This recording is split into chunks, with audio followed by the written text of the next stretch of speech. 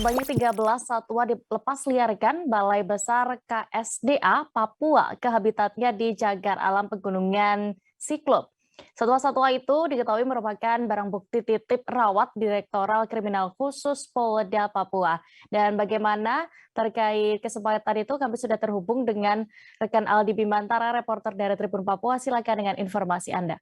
Iya, halo Dea dan juga Tribuners. Diinformasikan dari Kota Jayapura, Papua, sebanyak 13 satwa yang merupakan barang bukti titip rawat Direktorat Kriminal Khusus atau Ditreskrimsus Polda Papua dilepas liarkan Balai Besar Konservasi Sumber Daya Alam Papua ke habitatnya di Cagar Alam Pegunungan Siklop. Dea dan juga Tribuners, dalam kesempatan itu saya berkesempatan untuk mengikuti dan melihat secara langsung bagaimana proses pelepas liaran dari BBKSDA ini. Dan dapat saya informasikan bahwa acara berlangsung pukul 10.36 waktu Indonesia Timur di Cagar Alam Pegunungan Siklop, tepatnya di Bumi Perkemahan atau Buper Waena, Kota Jayapura, Papua.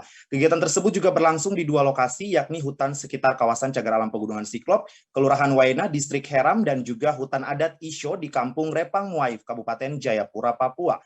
Dia dan juga Tribuners, dalam kesempatan wawancara kepada kami, pihak awak media, PLT Kepala BBKSDA Papua Abdul Aziz Bakri menyebutkan pemilihan dua lokasi tersebut didasarkan pada habitat asli jenis-jenis satwa yang dilepas liar. Jenisnya kakatua raja ada 3 ekor, nuri kepala hitam 2 ekor, kemudian toa cemberlang jantan 1 ekor, toa cemberlang betina 1 ekor, cendrawasih mati kawat 2, cendrawasih kuning jantan 2, kemudian cendrawasih kuning betina 2. Di total semua 13 ekor.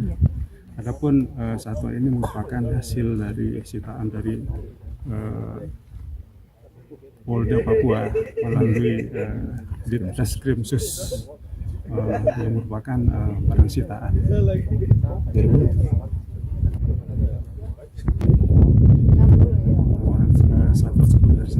Jadi efek jerah buat masyarakat yang dimana mengumpulkan atau menangkap, menjaring menjadi penyu Papua seperti cendrawasih, kakatua raja dan lainnya, yang dimana seperti yang dikatakan tadi bahwa menjaga keseimbangan alam. Mungkin itu yang kami sampaikan. Dari deskripsi sendiri mencatat ada sudah berapa sampai saat ini sudah berapa banyak yang data untuk barang sitaan ya hewan endemik Papua ini.